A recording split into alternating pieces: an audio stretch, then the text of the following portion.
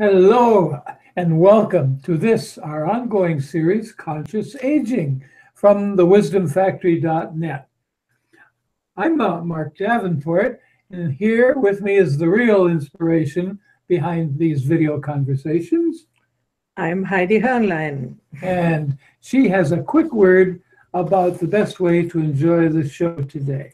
Yeah, we are streaming on YouTube, but also on our website, thewisdomfactory.net. And if you click on live streaming or insert live-streaming after wisdomfactory.net, you can participate live by leaving your comments and by asking your questions to our guest. And then it's another reminder, we have a Facebook group which is called Masterminding Integral Aging. And we would be really enjoying that you come and join us there, where we discuss all topics around aging and connect with us. And maybe you will be our next guest.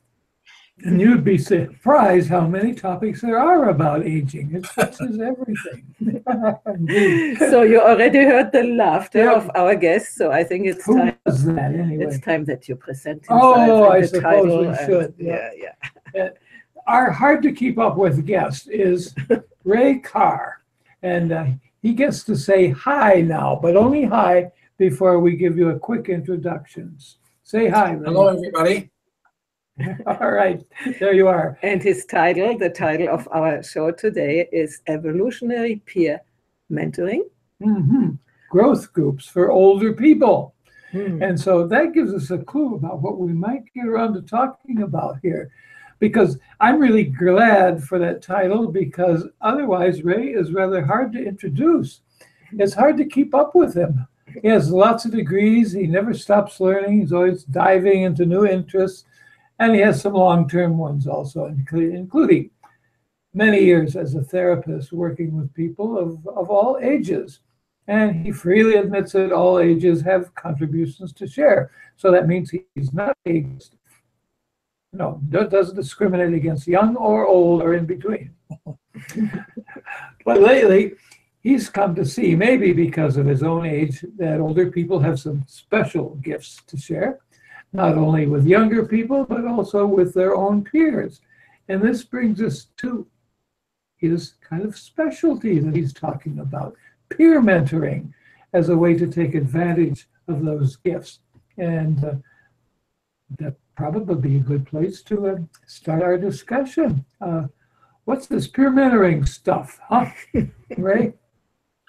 Well, thank you, Mark and Heidi. I'm really happy to be here. The only thing I'd say so far is that I think your introduction was a little too short. So continue. Well, yes, that's why we're putting the pressure on you. That's the point. I'm glad you were able to encapsulate that information. Well, peer mentoring is really something that's come for me as a personal experience, but mostly as a way for seniors to help each other. And I'm going to call them seniors, basically meaning people around 55 and older, sometimes mostly retirement people, but people who are looking for a way to help each other or naturally help each other. So senior peer mentoring or mentoring groups for older people really are based on the idea of the tremendous wisdom, experience, and ideas and feelings and thoughts that seniors have that they often don't have a chance to express. Maybe they do in a letter to the editor. Maybe they do in some unique single way, but oftentimes they really are alone and don't really have an opportunity to talk to others about what's important to them. And when they have that kind of feeling of containment that they can't really share with others, I think that contributes to unhealthy lifestyle. It contributes to problems with their own aging. They probably will even have a premature death because they haven't really had a chance to fully express themselves. So I see a lot of advantages of coming together and being with people, particularly like-minded people or people who share your interests, and talking about things that are of concern to you and learning from other seniors. So that's what peer mentoring groups are about. Well, that resonates with us. Here we are, you know. Yeah. But I'm, as you spoke, you know, I was struck with the difference between the way Heidi and I are getting older and the way that my parents, and I think your mother did too, got older. But just gradually more and more isolation and loneliness. And, you know, she got hard of hearing, and then she didn't really bother with a hearing aid. So nobody talked to her after a while, even because she wasn't listening. You know, that's a very sad way to go. And I'm glad we're not doing it that way. But that isolation is a real killer, I think. And what you're talking about sounds like a way to combat still, and it is still pretty common that's how seniors' lives progress. And what I'm trying to do, and a number of other people are doing. I know you've had Susan Farling on, who's a colleague. She is here in the audience. Hello, Susan, and also Margarita. Good. Hi, Susan. And Susan's idea of unmasking aging is, again, another important ingredient. There's a lot of people, maybe as we're aging ourselves, we're paying more attention to putting our own resources and knowledge and wisdom into practice with our age group. And I think that's basically what I was interested in doing and what my friends are doing. And even using the model, Mark, that you described of what your parents went through and my parents went through, is that they just sort of started to die, and they didn't really have anything that was preventing them, or not necessarily delaying their demise, but it was something that they didn't really have a mission, a purpose, a sense of fulfillment that they were getting. And that's what these peer groups do, is try to help people identify their purpose, to rekindle that purpose. I know we often joke in some of the groups I'm in about how much better, like one of the topics we talk about is how much better our workplaces used to be when we were in them. And that was, you know, the complaint we have. So we can share that with each other, have a little laugh about it, and then talk about, well, what gives us, what are we going to do this weekend? What's going to be exciting when we go home from the group? What would we like to do? And so we really try to focus on things that people are interested in and try to help them find a way to gain value from it. This is really great. I wanted to say, my mother, after the death of my father, she first was like this, you know, everything was gone. And then she went into politics, and my father was a politician. So she silently has learned something, and she tried to do something for the environment and so on. And then came the conflict between, it's too much work, it's too much bother, or, you know, and so she retired, let's say retired. She didn't go there, and that was the beginning of the decline. And if you don't have what you say, if you don't have encouragement from other people to keep up, to stay there, the line is like this. So the question is, how do you address people who have in their mind that it's too tiresome, and I'm too old, I shouldn't do that anymore, and blah, blah. How can you entice them to take part of a group like yours?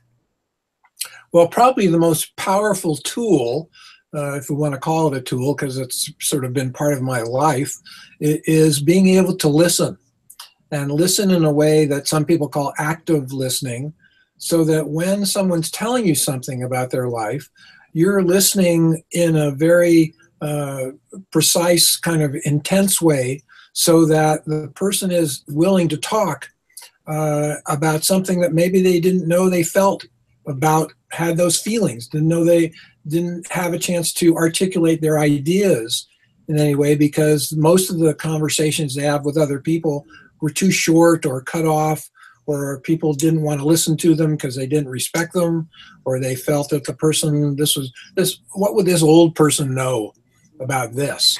You know, rather than being able to listen and find out what they do know, and then see, well, how can I build on that? So I think listening is one of the key tools. And the second tool is asking good questions that actually are not necessarily answered with a yes or no, but help a person sort of think or reflect or share their feelings or go into more depth about what they're experiencing. So that when somebody in one of our groups, and these are mostly informal groups that I'm talking about that kind of spontaneously get together and then find there's a glue in them that keeps the group together. And part of that glue is the ability to listen to each other and be able to have an opportunity to talk about things that are important and even identify what those things might be.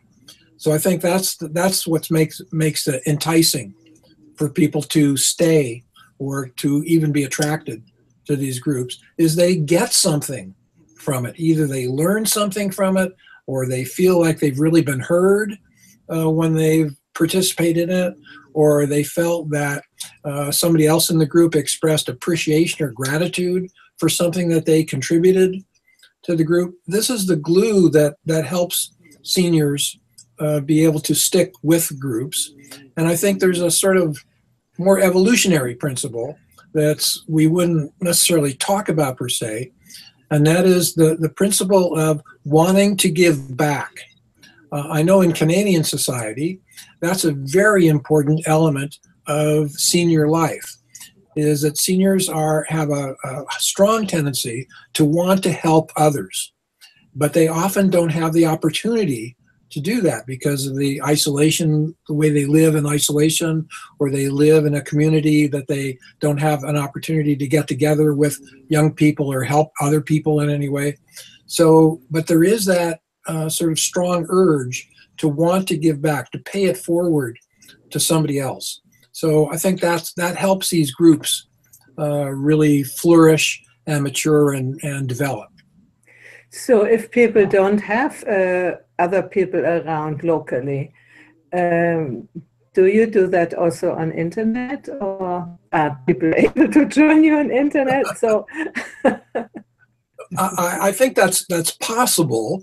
I use Facebook and Twitter and social media and email, of course, but I'm not sure it gives the same quality of interaction. I think that's the thing that might be missing. So people who are live in an isolated place and don't have connections with others, there are groups, particularly in British Columbia, for example, peer mentoring groups for seniors, where seniors are trained to actually be these kind of listeners and good question askers, and they will go out to somebody's home and be able to spend some time with a person, not as a care aide to do the dishes or clean up the house or administer medications, but to just listen and talk and share ideas.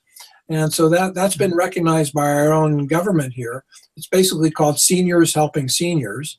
And there are programs like this across Canada that have been initiated by government sources or are just volunteers coming together and recognizing this is a valuable thing to do and seeing part of their group or recognizing that part of their clientele, so to speak, are seniors who live in isolated areas.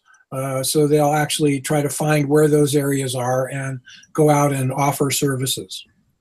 So it's a very proactive stance that the government is taking here, I'd say. So is there some financial support for the programs, or is it just volunteers? Well, for the majority are volunteers, and of course they may do their own fundraising to try to get support, and the government might provide a small grant to help them get started or to defray some of their costs. And the government itself has its own program called Seniors Helping Seniors. And then individual groups around our province in British Columbia, they set up in different places. And the province of Ontario also has quite a few of these Senior Helping Seniors groups. But most of them are kind of independent, nonprofit organizations that have developed their own way of providing funding for themselves. But the people who work, or the people who provide the services in there are mostly volunteers. Yeah. Well, it makes me feel sad for America, for the United States in that regard. Isn't that? I don't recall anything terribly formal that was going. I'm not, haven't lived there for a few years now, but so I may be wrong, or it may be getting worse. Well, there was many years ago in Santa Monica, California. That was one of the hotbeds, so to speak, of the first seniors helping seniors movement and groups that got started there. But it didn't seem to catch on very well around the United States, and that was kind of sad, as you mentioned. That didn't, but it's still, I think, it's still quite active in the Santa Monica area. Yeah. I think this is it's a wonderful thing to do, because otherwise you expect from the government, you expect from the professionals to come and see you, and then the churches, for instance, in Germany, the churches send their people around, visit service it is called, and things like that. But it's different when there might come a young person and they do it because you do it, and you maybe even get something for that, But if you do it as a peer group, it creates a completely different atmosphere, and also you have a different understanding of what the other person might need, as you have more or less the same age, or you are even older, and can give not advice but understanding to that. I find it a perfect idea. I actually haven't heard about that yet before. This is something. You hit on another key ingredient that often is discussed, and that is that when people are sharing some of their concerns or ideas, they're not necessarily looking for advice. They don't really want another person to fix it for them, although some of us are fix-it-oriented people. So as soon as they start sharing something, we jump in with a solution right away. Oh, you should do this. This is what you should try. And you can see in the reaction of the other person, they're polite, but they just go on, and they're not really interested in what your solution was. At least at that point, they're not interested, because maybe they haven't really explored fully their own feelings or ideas about what they're concerned about. So fixing things, it has a place, but it's often given too soon in the conversation. So, yeah. I think, especially with men, wanting to fix things right away is actually a way not to talk about this crap anymore. Let's move on. I mean, we just kind of have, in contrast with the women, who, if you mention a solution to them, they'll look at you and then just keep talking. Okay, don't be sexist now. This is about ageism, not about sexism. Okay. Well, it's easy to sort of categorize things that way, and I know they're changing, and I've seen people who, both men and women, who are fix-it-oriented people, and so it's not necessarily limited to men, although that's a good stereotype of men also want to move. They don't really want to talk very much about something. Okay, that's enough. Let's move on and talk about something else. That may be. And that's part of maybe looking at our own groups, for example, in some of the groups I'm in, that these are mostly informal groups. There are formal peer mentoring groups, sort of more of the kind that I was talking about earlier, the government-sponsored or the nonprofit groups. These are more formal group meetings where there's certain things set up in a certain structure. But the informal groups pretty much have similar characteristics. But in an informal group, somebody in the group might look around and say, well, Jerry, you haven't said anything about this. What do you think about what we're talking about? And so Jerry might come up with some ideas, or somebody else might say, well, does anybody else have anything to say about this? And then that way, somebody might say, okay, it sounds like it's okay to move on now. Now, other times, people will talk about something, and then another topic will come up. And there might be 3 or 4 topics being talked about at the same time in an informal group. In a formal group, some leader or facilitator might say, well, we're not finished with topic A. Let's see if we can come to a resolution of that. But in the informal groups, the topics can be quite mixed up with each other. Although I have noticed that in most of the groups, we've all recognized our ability to multitask, that is, talk about several things at one time, has gone way down. So we're nowhere near as skilled at being able to do that, if that was a skill. We're not able to do that as much anymore. So what happens is when these different topics come up, sometimes attention span is only a certain amount of time, and then we'll go around and somebody might bring the topic up again later on and say, well, I just thought of this about what we talked about, a few minutes ago, even though we're talking about something else. So the sequence of the way things work in an informal group is informal and much less structured, so that you're not adhering to a set of principles that says, okay, no, Lois Zachary, one of the top peer group mentoring experts, says, I have it right here, we should be following these steps, and we should do them in this order. And if we're on step 2 and somebody brings up something in step 4, we should go back to step 2. So the idea being, we couldn't see that right. Okay. Can you put it a little bit on the other side, because we see the end. We see the end of. I will white box you. Is this getting it? No, we would like to see the beginning of the sentences. So you have Now the bottom. Okay. Let me see if I can. Okay, you know what? You send it to me, and I will I'll publish send it in the website. But Okay. this is not necessarily something he's promoting. No, but it's nice to have it written, know? All right. Okay. Well, the idea is that a lot of formal groups, they have a certain sequence and a structure that they want to go through, and people sort of adhere to that. In our informal groups, we go back and forth, and there's typically we have a beginning and an end, and what happens in the middle, who knows what's going to happen in the middle. But the beginning is usually people sharing topics. Did you see this on TV? What do you think about this program? Who's taking what kind of medication? I'm getting tired of taking all these pills. So there could be a different idea comes up. And at the end, though, we typically try to kind of come to a sense of gratitude and appreciation for each person who's been to the group. That might be something like, thanks for bringing this up. It really helped me learn more about options for talking to my doctor about this. Or it could be something like, thanks, I didn't know how to find that on YouTube.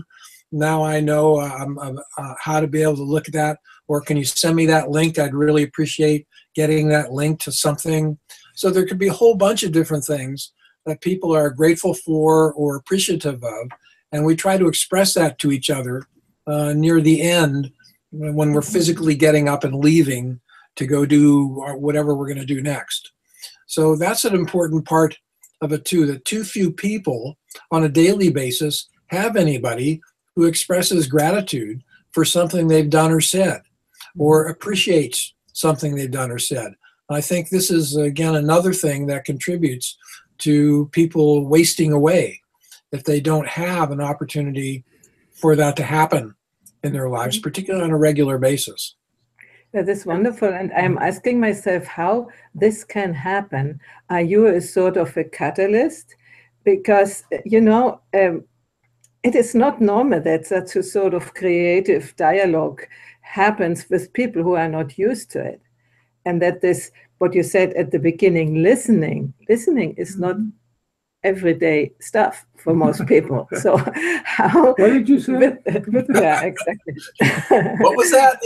Yeah. Without giving rules or structure, how are you able to induce such such a Atmosphere, atmosphere. Yeah.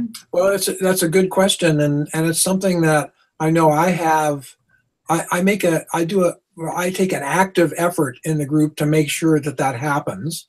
And I notice that as I'm modeling that myself within the group, I'm not saying things like, well, now I'm expressing appreciation. Now I'm listening. Let's try listening for a while.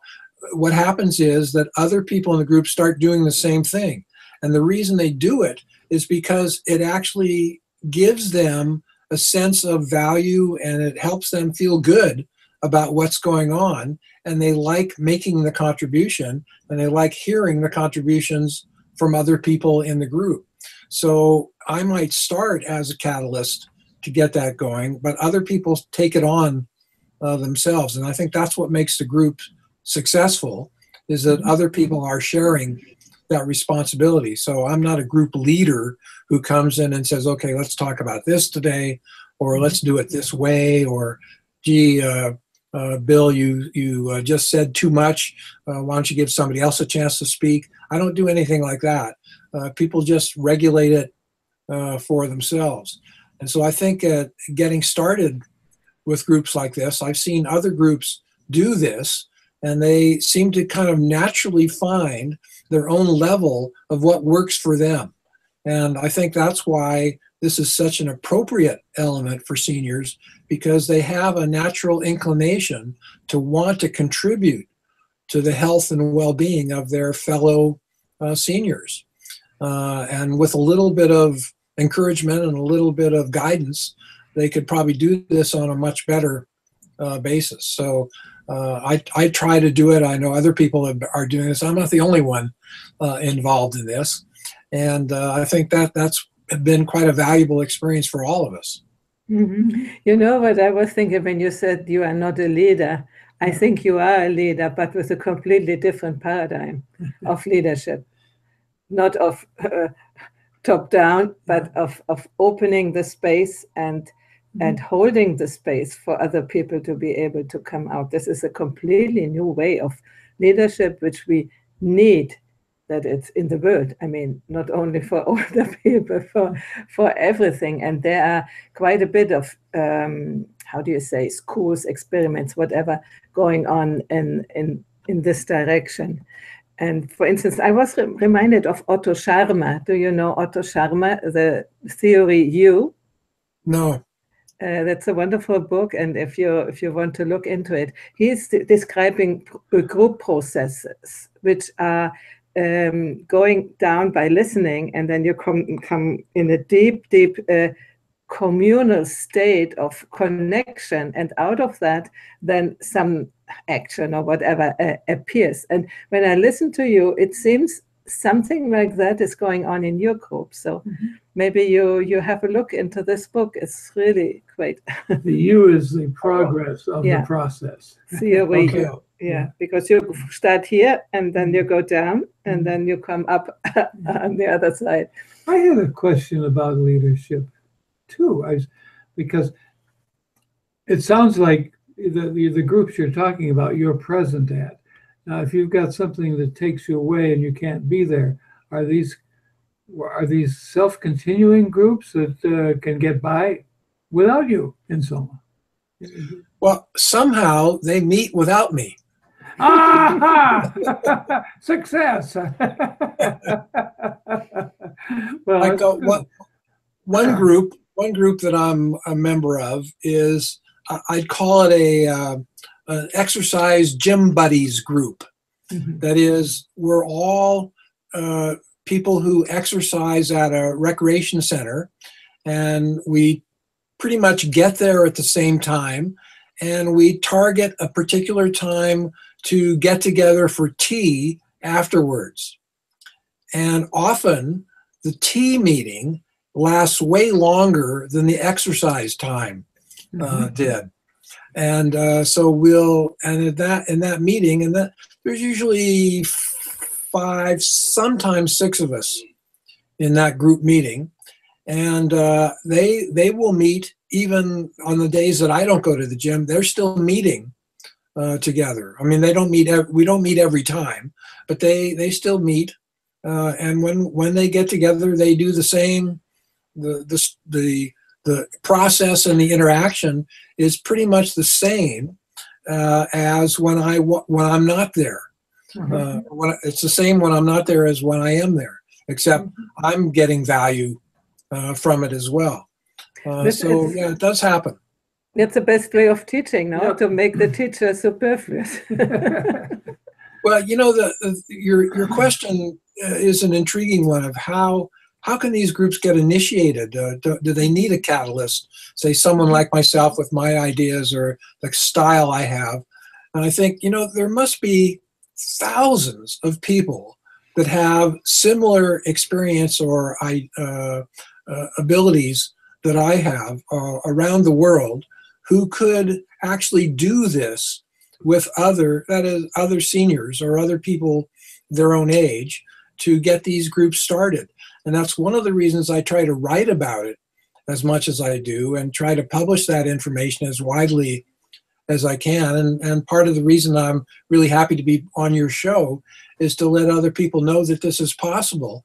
In the old days, it might have been, this is possible only if you use my book, or this is possible only if you use my words. But what I'm trying to do is say, no, this is possible if you use your own ideas. And it can happen everywhere. And I hope that people will say, hey, I want to do this. This sounds like a great idea. I've already gotten started with it a little bit. Maybe the group that I'm in is it hasn't gelled as much as I'd like it to. So maybe there's a few tips that could be used to help that group become even more powerful for its own members by spending more time listening or talking about different things that people are interested in.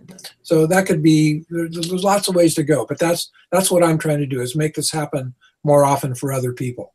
Yeah, there is a comment from Vivek which ties into it a little bit. And he says, I agree with anyone who says they are not leaders. It is the followers who have to call someone as their leader. Anyone who claims to be a leader is only pretending and is looking for power over others and not actually looking for welfare of the followers. Yeah, we know that quite a bit, don't we? We have some experience with that. Yeah, I think I learned that early in my career, starting out as a psychologist. It used to be where there was the psychologist and the client. And there was quite a hierarchy that existed. And there was even, when I was doing an internship at a mental health center, I always got a kick out of this, that the interns, if the meeting was at 2 p.m., the interns would show up at about 5 to 2. Then the social workers would come in at about 2 minutes to 2. Then the psychologists would come in at 2. And then the psychiatrist would show up at about 5 minutes after 2. And when it first happened, I thought, well, it's just a coincidence. People are busy and so on. But then I noticed that it was pretty much a common experience. Every time there was a meeting, this sequence of how people showed up to the meeting was a way of sort of demonstrating where they felt they were in the hierarchy of things. And I realized the same thing was true by calling a client as a psychologist, and that you were the doctor and the other person was the client. And I knew there was something I didn't like about that sort of uneven sort of imbalance between the two. I thought, is that contributing to perpetuating whatever difficulty or troubles the person was having? And if there was a way of being more on a peer level, so we could see ourselves as equals, still making contributions based on my experience and expertise, but not necessarily from the point that I'm the doctor and you're the patient sort of thing. So what I tried to do was make it more peer-to-peer, and that sort of led me to this whole direction that I went in for the rest of my professional life, plus some other events that happened that reinforced how important peer work was, that I thought, well, this is a direction I want to pursue, and I've been pursuing it ever since my first training experience. Mm-hmm. So you are really a pioneer in that. Yeah. Well, along the way, there were a number of other pioneers with me. So I'm really happy to know. And I saw them as peers rather than competitors. So we were developing things where I was working on trying to cooperate and work together with them. And some of the other ones were more traditional, and they didn't really want to have that kind of cooperation. They wanted to be independent and have their own thing. But I've been probably a person who goes very strongly into acknowledging the work of others and building on the work of others. Mm-hmm. You know, and I suppose that you do run into sometimes potential candidates for these peer mentoring groups, but they want something more structured, perhaps, and are reluctant to jump in for various reasons, and probably personal history and how they relate to authority, et cetera, et cetera. But how do you wean them in, or do you just say, well, maybe we're not for you? Or... Well, I certainly don't minimize a person's need for structure, and I learned about it, early on when I was doing peer groups for adolescents and running groups, and the groups had a structure to them. They had a very specific structure. We'd go through various things that had steps. You might say very, very specific sequence of steps. Could have been 5 steps or 7 steps or 10 steps, but they were steps. But when the kids in the group would get home and their parents would say, well, what happened in the group? The kids would say, oh, we just talked about stuff. What happened to those 7 steps we went through? Sure. It didn't make any sense to them to talk about steps. But then other times I would have groups where I would say, well, we're just going to be talking about things, and let's just sort of see what we want to talk about. And there would be people in there that would be very uncomfortable because they wanted to have a sequence of steps to say, well, what step are we on? Sometimes they weren't that specific, but they felt uneasy about just this kind of what they called brainstorming or constant talking about things, and they didn't think they were getting anywhere. And they wanted to be able to say, here's where we have a beginning, a middle, and an end. When are we getting to the end? So I recognize that was an important part of a group process, is that there are people, you're going to have people who want that structure in there. And if everybody feels the same way, then you can have some structure that you get the group to come up with themselves. And they design what the structure is and how they're going to participate in it. So it may not satisfy everyone, but typically people then have an opportunity to say, well, this isn't for me. I'd rather have it be like this. And then somebody in the group would say, well, how can we do both? And so then they start solving that particular issue for themselves. So structure can be a very important element, mostly at the beginning of your participation in a group. You may want to have the structure. Mm-hmm. That brings me to the second part of our title, growth groups. We have talked about groups, yeah. And what is the growth? I mean, I can see it, but maybe you can elaborate that a little bit. Growth group for elder people. I mean, growth. Shall we really? I'm done growing, please. Yeah. No more, thank you. Well, the main element of growth is really based on a couple of things that are familiar to me anyway. One is the latest research on brain plasticity. That is, it used to be that some of the early psychologists and developmental psychologists had these distinct stages that people went through. Childhood, teen years, adolescence, young adulthood, and adulthood, and then it ended at adulthood. That was it. you were finished. But I think the later developmental psychologists came along, some of them popularizing things like Gail Sheehy and others, saying, no, there's more than just the adult stage. There are several stages within adulthood as you're continuing to grow. And today, brain research is really showing not only is that true, but there's a plasticity of the brain that it continues to grow and develop, and you can continue to learn things virtually forever. Mm-hmm. Now, I found that in my own life, and I find that with a lot of other people. That old saw saying you can't teach an old dog new tricks, that's really so not true. That you can teach anybody anything if they want to learn it. That's it. If they want. If they don't want, there is no way, Yeah, I think that's it. So, and people are particularly susceptible to learning, so to speak. Some you might call it vulnerable to learning, or susceptible to learning, or more oriented towards learning when they're experiencing some kind of transition in their life. Now, whether that's going from elementary school to junior high to high school, that kind of transition, whether it's a transition from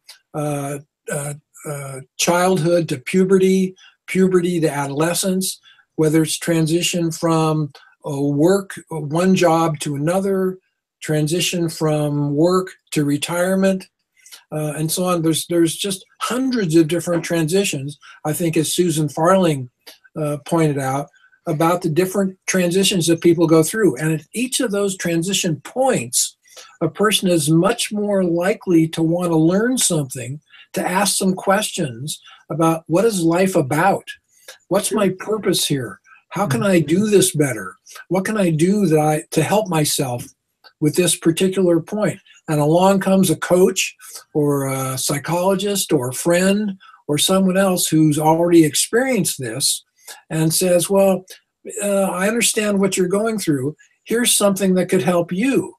Now, one of the places that this has really been put into practice in a remarkable way is in what's called the peer recovery movement. And these are growth groups for people in the mental health system. Young people and adults and older people who have been experiencing mental health issues or problems, maybe all their lives, are now having more contact with other mental health people who have survived, sometimes called mental health system survivors, that they are actually able to help their peers learn how to navigate and do things better than they could do on their own, or sometimes do them better than if they were working with a clinician of some kind. So peer interaction, particularly at transition points, becomes a major way. Now, I sound like I'm lecturing about this now, but this sounds like a major way for people to actually get involved in growing themselves and finding out how they can deal with these kinds of things, whether it's emotional growth, intellectual growth, even physical growth, to know how to be able to help themselves become more successful at some aspect of what they're trying to do in their lives. So I think that's the growth element, is both the brain research, the fact that we're have a plastic brain that expands, that we can continue to learn, and we constantly face these different challenges in our lives that we call them transitions anyway, and that these are places where learning becomes a major element for people. Yeah, it just come to mind, I wanted to tell about our Pilates teacher, Libera. She has begun to do courses for really old people, 80 and so on. And there were people like this, and couldn't move the hands anymore. And now they are upright and they can do this, what they couldn't do for 20 years. I want to say that even the body, yes, we are getting older and the body shows some signs that it's not so easy, but with a certain effort in the right direction, you can regain the how do you say, the lightness, the mobility of the body. Even if you don't be a dancer anymore, when you begin with 17, let's say, but you can learn to get out of this constrictor where the body has come into. Oh, yeah. You know the guys, you've seen them, yeah. But it's true. It's not just the brain that's plastic. It's the body is everything. Plastic. Yeah, absolutely. Yeah. But please don't throw a transition at me every day. Okay, not every day. Okay, I think it's time now that you talk a little bit about your book and a little bit more in detail, because we have put it in the website. You can download it. There is the http://goo.gl/LSLV and then a big W and then a small R. So that's so simple. That is a little bit difficult, but it is written in the wisdomfactory.net, conscious aging, and the page of Rey Carr. So good. Well, thanks for putting that on there. It's a book that came certainly as a passion of mine, and something that keeps me growing and healthy is my focus on mentoring and the ideas that I've had about mentoring. But one of the things that sort of interested me early on when I was teaching people about mentoring, businesses and schools that wanted to start mentoring programs, as people who recognized that mentoring was going to be valuable, where either older people were going to work with younger people or same age people were going to work with each other, that they saw, we see value in this, and we want to get such a program started. So I want to say younger people with older people, they could do that too, and they do. And younger people with older people, that's often called reverse mentoring. But it happens. Yeah, for technology, for instance, for learning the cell phone stuff, they know it, computer, everything. Well, the idea being that when I was teaching about mentoring and trying to help people learn about it, it would often come up that people said, well, what are some examples of people who have mentors that have gained any value from this? Is this just a theoretical activity you're talking about and something you think is a good idea, or are there actually people in society who do this and have experienced mentoring and found value in it? So I started searching around for, this is again part of the book, I started searching around for examples of what I called mentoring partnerships, where one person was a mentor and another person was receiving mentoring. But these mentoring partnerships were among well-known or famous people who had engaged in mentoring or had mentors. So I started finding out through reading biographies, online materials, obituaries in the paper, a whole variety of different sources that I pulled together to find out that there were literally hundreds and hundreds of examples of people talking about their mentors and what they gained from a mentor or somebody that they were mentoring. So I started collecting these examples and placing them together on our website. And so people could look, and they could look up people from all walks of life, whether it was sports, business, spiritual activities, writers, photographers, fashion people, celebrities, actors, directors, cinematographers, every possible role category you could think of. I would be finding people who would refer to their mentors or refer to the mentoring activities that they were involved in. And they often would use the term mentor. And I realized that this is happening all over the world. And so this collection of examples, eventually I wound up, there's probably about 5,000 examples now of these particular people or different examples of mentoring. And along comes July 1st of 2017, which was going to be Canada's 150th birthday. That is, it was 150 years since Canada became a confederation of provinces. It's not 150 years since Canada was so-called discovered, but it was it was 150 years from the government configuration of Canada. So I thought, well, I'll produce a booklet that will show at least 150 mentoring relationships of well-known Canadians, and would also include their relationship and something about them from all different walks of life, and then also some information about mentoring if they wanted to know about it. And then I also included some information about my own personal mentors and what my experience with them was like, as sort of mentoring stories that I included in there. And that's what the book is about. So you learn about mentoring, you learn about personal relationships in mentoring, and you learn about who various famous Canadians have as mentors or who they have mentored. And that's the book. Is, I think I have it here. Oh, yeah. Yeah. It has, on the cover are photos of a lot of the people who are in the book. So there's stories about them in the book. And I've even created a little contest for people that if they can name all the people in one row, they can get a free copy of another book. I certainly would not be able to. So, I mean, it's probably something that only other people in Canada would be able to do, Probably. unless they were really good at Googling photos. Okay. So that's the book. Thanks for asking me about it. Did we mention the title of that book? Do we have enough time to say the title? Yeah, because it's a little short, the title. Well, we have a short version and a long version. Yeah. The short version.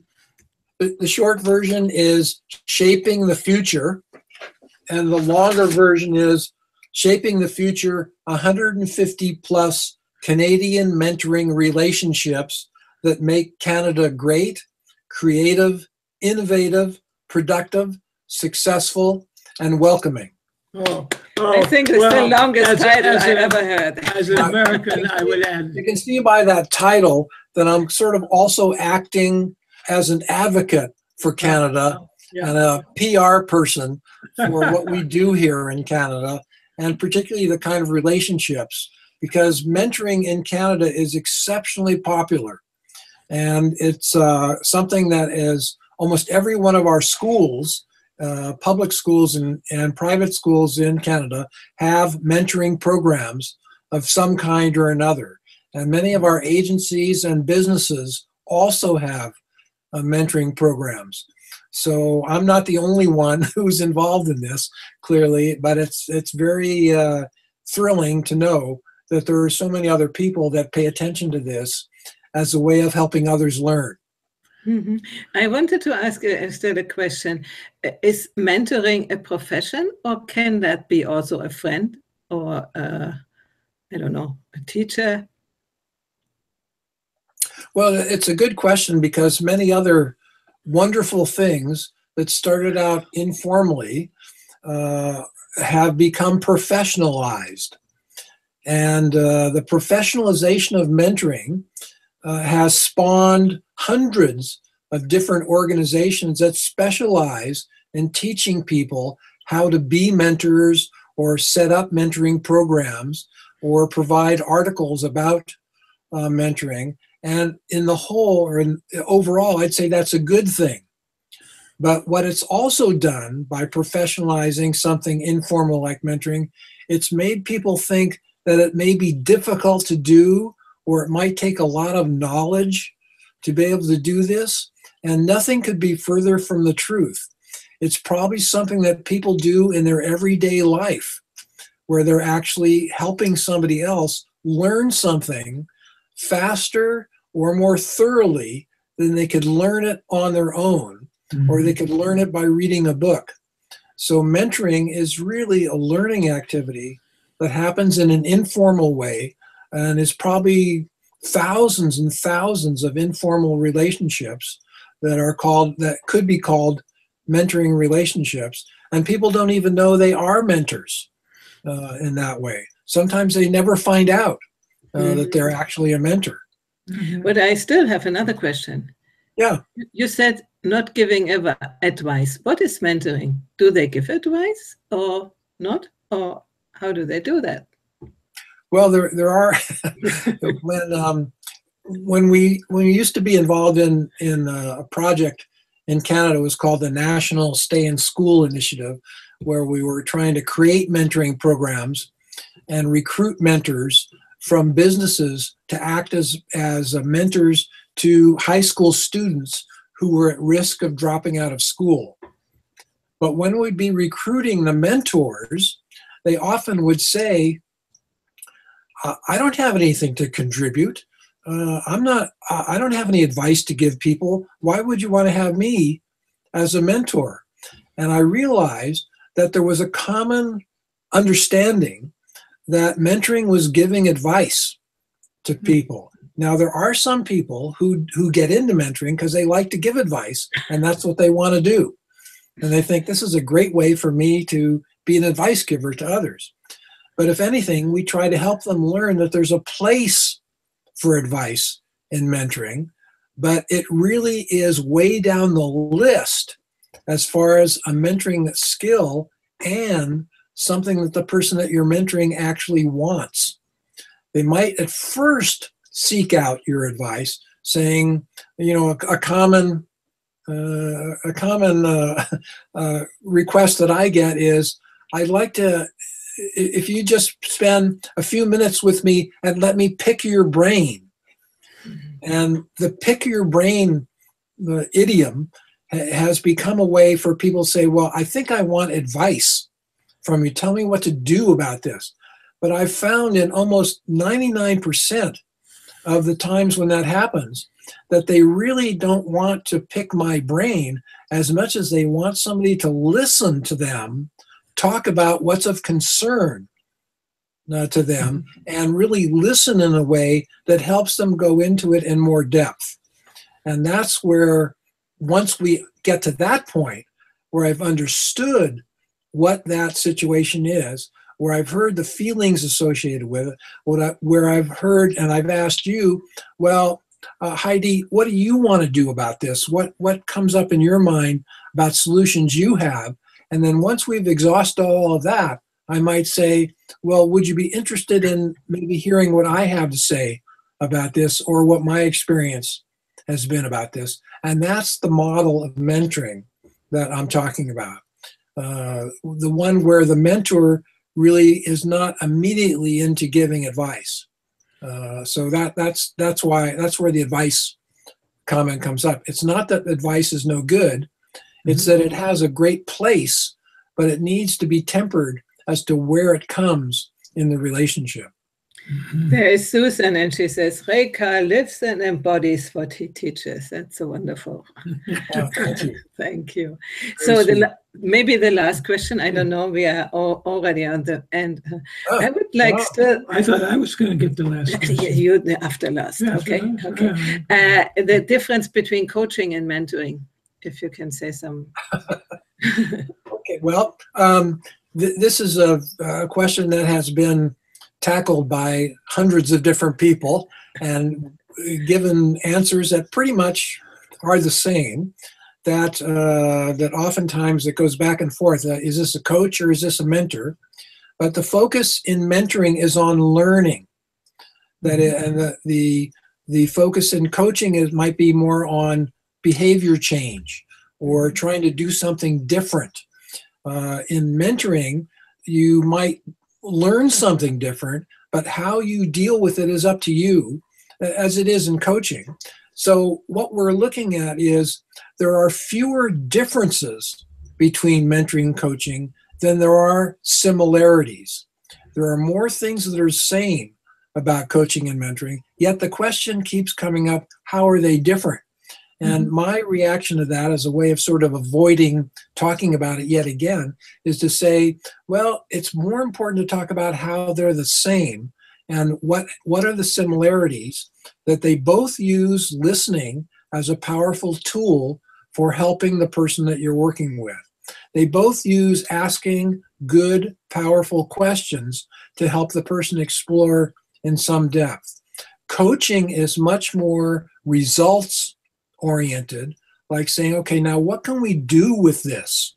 You know, what's going to happen as a result of what we've just talked about? What might you do differently as a result of doing this? A mentor is maybe concerned about that and may ask a question like that, but a mentor is less concerned about what you do with it and more concerned about the relationship that's developing between you, that you can share things with each other.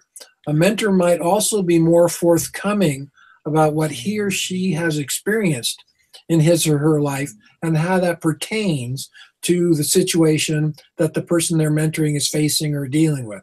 A coach is more likely to be less willing to share their own personal experience. They may find value in doing that at times, but they're probably more likely to ask a question than they are to share a personal experience. Thank you. Yeah, got that? Yeah. Got that. I'm a coach and a mentor at the same time in some way. More coaching, I think. I'm coaching him, obviously. Well, anyway, I can't let this hour end without saying, you know, that long list of things that make Kaneka great, creative, innovative, etc. I needed to add one more adjective, and that is nice. I'm an Nice. American. Nice. We're known for that. We know. Yeah. That's Wonderful. great. We have some Canadians in the audience, and thank you for showing up. And we don't see next week. Next week is American Thanksgiving, and we have a big Thanksgiving expats dinner. Yeah, we're going to be serotonined out. You know. Okay, so you celebrate that in Umbria? Yeah, because we have a lot of American and expat friends, or married with Americans, or, you know, a lot of the people are living here abroad, not in their countries, and we have gathered together. That's our group. Yeah. We had Canadian Thanksgiving comes in October. Oh, yeah? So we've already celebrated Thanksgiving, and so we've had that, but I guess in order to anticipate yours, I appreciate your finding me and asking me to be on your show, which I've really enjoyed. And I really like and appreciate the conversational nature of our interaction with each other. And that is something I'm very grateful for, because it helps me to feel enthusiastic and involved and like I'm really talking about something that's important to me. So thanks for helping me do that. Yeah. Thank you for being here. Thank you to Lola and Fulstang who presented you to us. Oh, yeah. And thanks for you showing up with us, because we are doing these sort of shows, yes, for inspiring other people, for showcasing other people, but also for learning. And that's wonderful. I have learned something. Yeah. All these people from BC, you know? Yeah. Wonderful. So thank you, everybody who is listening now, who will listen in the future. And don't hesitate to write your comments on the website, thewisdomfactory.net. And in Conscious Aging, find the personal page of Rey Carr and put your thanks. message there. All right, and find his book. Bye-bye. Bye-bye. Bye-bye. Bye-bye.